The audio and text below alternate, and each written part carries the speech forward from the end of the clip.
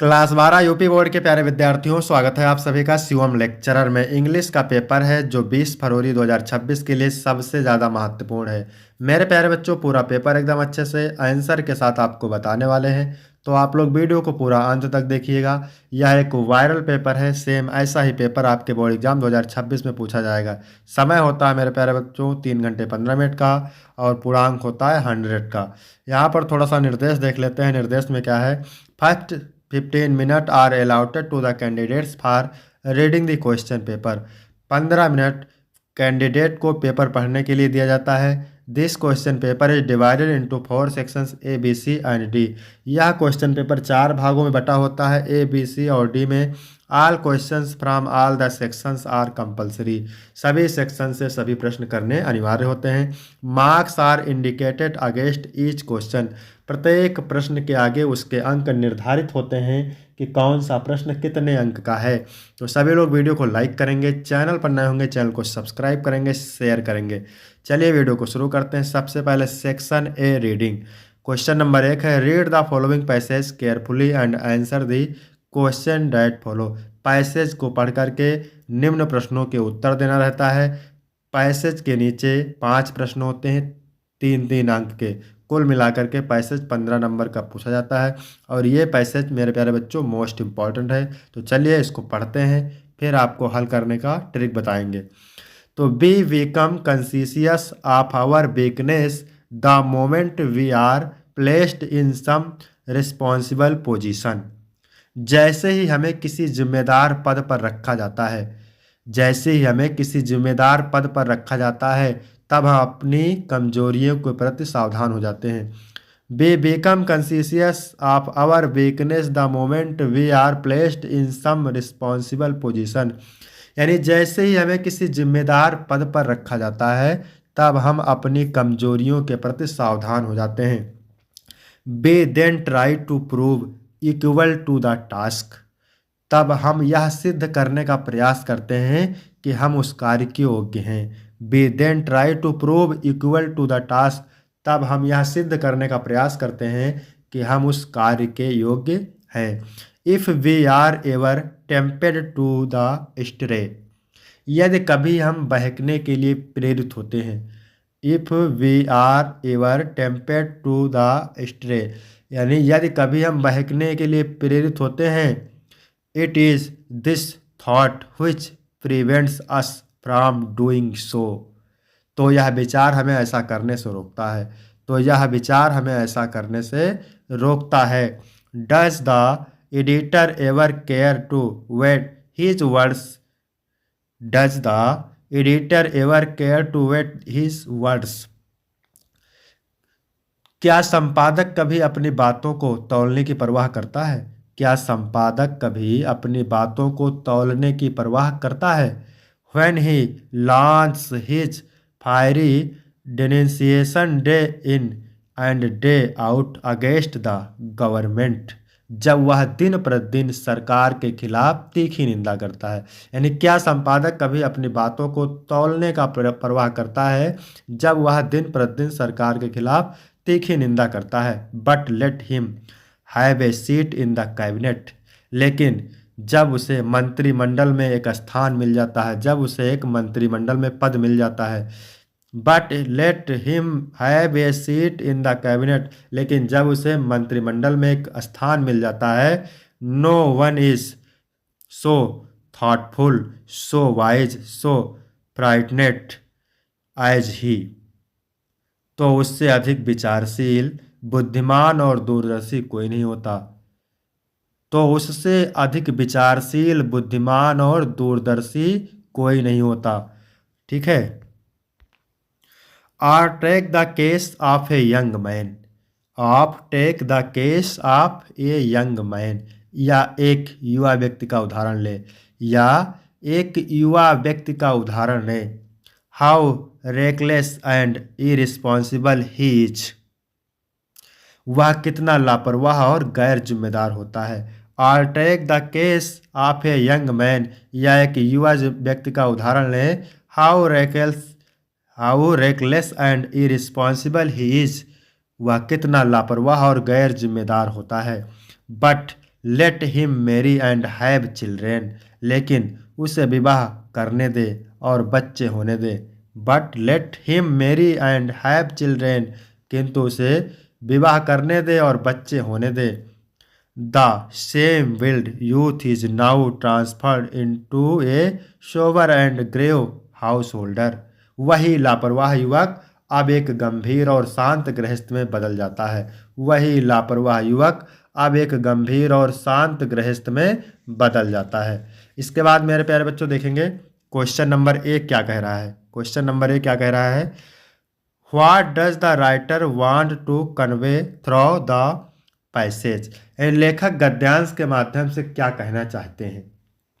तो the writer wants to convey through the passage that people often more aware of their weakness and responsibilities when they are placed in position of authority of responsibility। लेखक इस गद्यांश के माध्यम से यह बताना चाहते हैं कि जब लोग किसी अधिकार या जिम्मेदारी वाले पद पर होते हैं तो वे अपनी कमजोरियों और जिम्मेदारियों के प्रति सावधान हो जाते हैं। मेरे प्यारे बच्चों, यदि आपको इसका पीडीएफ चाहिए तो डिस्क्रिप्शन में टेलीग्राम की लिंक मिल जाएगी, वहां से टेलीग्राम ज्वाइन करेंगे, आपको पीडीएफ मिल जाएगा।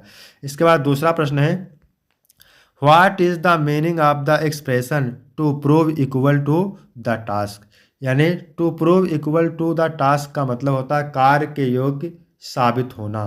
तो the expression to prove equal to the task means having the required skill for a given task, कार्य के योग्य साबित होना। इसके बाद अगला प्रश्न है, what change a reckless youth into a sober and grave house holder, एक लापरवाह युवक को एक समझदार और गंभीर गृहस्थ में बदलने वाली क्या चीज़ है। एक लापरवाह युवक को एक समझदार और गंभीर गृहस्थ में बदलने वाली क्या चीज़ है। तो the responsibility of marriage and children change reckless and irresponsible youth into a sober and grave house holder, विवाह और बच्चों की जिम्मेदारी लापरवाह और गैर जिम्मेदार युवक को एक समझदार और गंभीर गृहस्थ जीवन में बदल देती है। इसके बाद क्वेश्चन नंबर डी है, क्या कह रहा है, what change do you mind in the editor once he gets a seat in the cabinet, जब संपादक को मंत्रिमंडल में स्थान मिलता है तो आप उससे क्या परिवर्तन पाते हैं। जब संपादक को मंत्रिमंडल में स्थान मिलता है तो आप उसमें क्या परिवर्तन पाते हैं। तो इसका उत्तर देखेंगे, an editor used to print bold articles about government but when he was assigned responsibility in the cabinet he realise how difficult it really is to the government then rather easy to print bold articles on it. एक संपादक सरकार के बारे में साहसिक लेख छापा करता था, लेकिन जब उसे मंत्रिमंडल में जिम्मेदारी दी जाती है तो उसे एहसास होता है कि सरकार चलाना वास्तव में कितना कठिन है और उस पर साहसिक लेख छापना कितना आसान। इसके बाद ई नंबर क्वेश्चन है, तो इसमें 3 क्वेश्चन है एक एक नंबर के। Which word in the passage in the opposite of responsible, responsible का अपोजिट बताना है, विलोम बताना है। तो रिस्पॉन्सिबल का मतलब होता है जिम्मेदार, इरिस्पॉन्सिबल का मतलब होता है गैर जिम्मेदार। इसके बाद what does the word to go astray means in the passage, stray का मतलब क्या होता है। स्ट्राय का मतलब होता है भटक जाना, क्या होता है, भटक जाना। तो टू गो एस्ट्राय का मतलब होता है भटक जाना। तो डिवाइडेड का मतलब भी होता है मार्ग से हट जाना, पैराग्राफ में मिलेगा आपको। फिर अगला है, इन the passage means aware of, यानी अवेयर ऑफ का मतलब क्या होता है, अवगत, सजग। अवेयर ऑफ का मतलब क्या होता है, अवगत कराना, सजग, सावधान। कॉन्शियस का मतलब भी होता है सजग, जागरूक या सावधान। ठीक है। इसके बाद है सेक्शन बी राइटिंग। मेरे प्यारे बच्चों, दूसरा प्रश्न है, article right an article on any one of the following topics in about 100-150 words, यानी 100 से 150 शब्दों में किसी एक टॉपिक पे आपको आर्टिकल लिखना है। 10 अंक यहाँ से मिलेंगे मेरे प्यारे बच्चों, और ये मोस्ट इम्पॉर्टेंट है। ठीक है। अर्ली राइजिंग यानी क्या होता है, जल्दी उठना।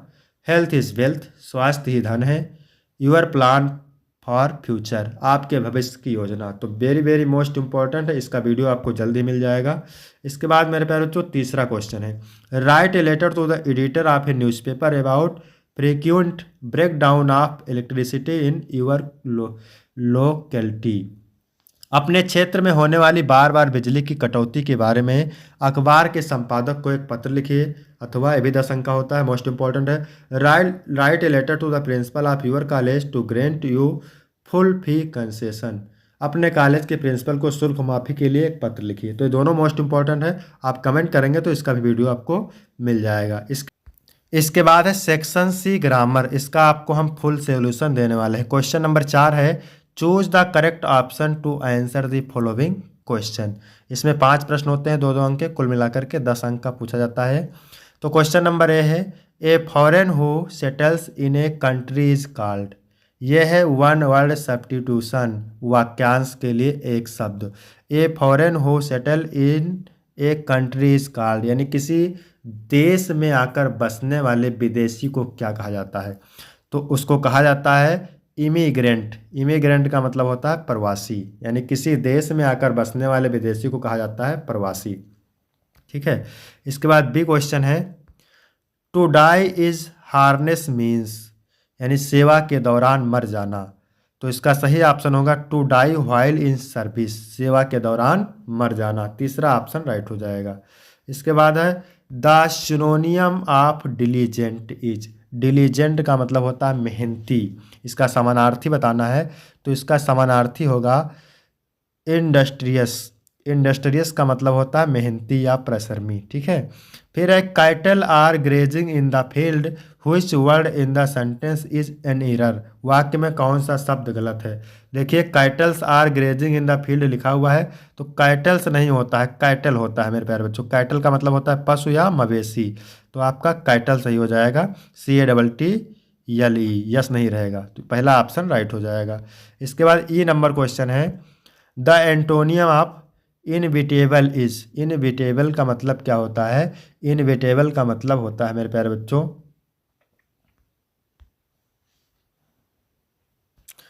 इनविटेबल का मतलब होता है टाला ना जा सकने वाला। टाला ना जा सकने वाला, तो टाला जा सकने वाला। ठीक है, टाला जा सकने वाला।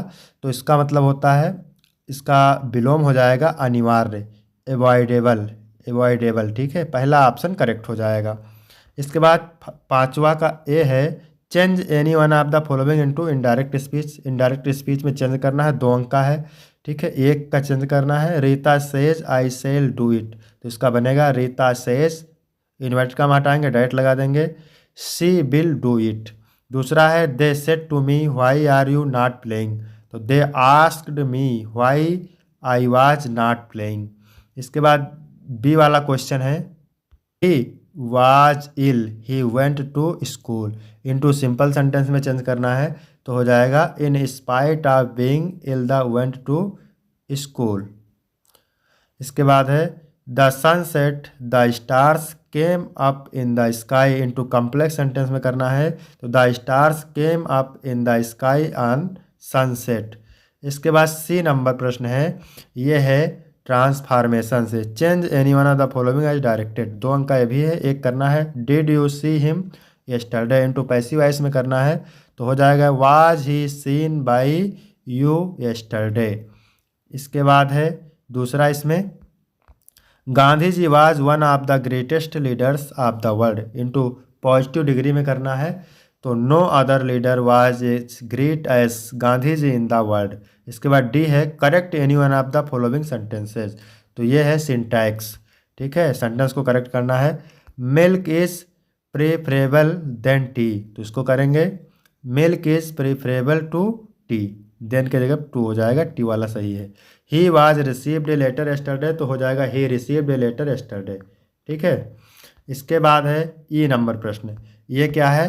होमोपोन्स। क्या है? होमोपोन्स, ऐसे शब्द जिनका उच्चारण समान होता है लेकिन अर्थ अलग होता है। ठीक है, लिखा है एक्सीडेंट। एक्सीडेंट मतलब दुर्घटना, इंसिडेंट का मतलब घटना। तो एक्सीडेंट मतलब दुर्घटना, तो Mohan lost his leg in the an accident. और दूसरा है incident, this drama contains many good incident. इसके बाद दूसरा है अल्टर। अल्टर ALTER, अल्टर का मतलब क्या होता है? अल्टर का मतलब होता है वेदी, और ALTER का मतलब होता है, अल्टर का मतलब बदलाव। ठीक है। He kneels before the altar in the temple, और nothing can alter his convictions. ठीक है। इसके बाद 6 नंबर प्रश्न है, translate the following passage into English. 5 अंक का होता है, मोस्ट इंपॉर्टेंट है मेरे प्यारे बच्चों, इसको आप जरूर तैयार करेंगे। हम लोग एक घने जंगल से गुजर रहे थे। We were passing through a dense forest. दोपहर का समय था। इट वाज नून, किंतु हम कठिनाई से अपना मार्ग देख सकते थे। But we could see hardly our way. पक्षी वृक्ष की ऊंची डालों पर चुपचाप बैठे थे। Birds were sitting quietly on the branch of the trees. सिंह का गर्जन कभी कभी उसे चुप्पी में सुनाई पड़ता था। The roar of line could sometimes be heard in dead silence. हम बहुत प्यासे थे। They were very thirsty. तो ये है मोस्ट इम्पॉर्टेंट। इसके बाद सेक्शन डी, लिटरेचर। आंसर है 7वां नंबर क्वेश्चन है, answer the following question in about 14 words. 40 शब्द में आंसर देना है। ठीक है। 8 अंक है, 4 अंक के। ये नंबर है, what does Mukesh want to become in life. Most important है। अथवा what did the author think when he was drowning in deep water. ये भी मोस्ट इंपॉर्टेंट है। इसके बाद बी वाला है, from where did the pedlar get the idea of the word being a rattrap. Or what did Gandhi ji do after knowing the miserable condition of the farmers of Champaran. इसके बाद 8 number question है, 7 number का। उत्तर आपको 80 शब्द में देना है। What was the contribution of the ordinary people to the freedom movement. The story writer is a mixture of entertainment and philosophy explain. इसके बाद 9 नंबर क्वेश्चन है, read the following extract carefully and answer the questions that follow. ये 6 अंक का है। ठीक है। Poetry से है। कहाँ से? कीपिंग क्वाइट से। और पाब्लो नेरूडा इसके राइटर हैं। ठीक है। तो इसको आप तैयार करेंगे, मोस्ट इंपॉर्टेंट है। इसके बाद 10 नंबर है, right the central idea of any one of the following poems. 4 अंक का है। The a thing of beauty, my mother eight 66, keeping quiet. तो इसका वीडियो ऑलरेडी चैनल पे पड़ा हुआ है, आप देख सकते हैं, मोस्ट इंपॉर्टेंट है। यहाँ से शुरू होता है supplementary. Answer the following question in about 14 word is. प्रत्येक प्रश्न का उत्तर आपको 40 शब्द में देना है। 4 अंक के हैं, 2 प्रश्न करने हैं, 8 अंक। तो यहाँ पर क्वेश्चन जो बता रहे हैं तैयार करना है, मोस्ट इंपॉर्टेंट है। Why could Charlie never again find the third level. अथवा what prediction was made at the tiger king's birth.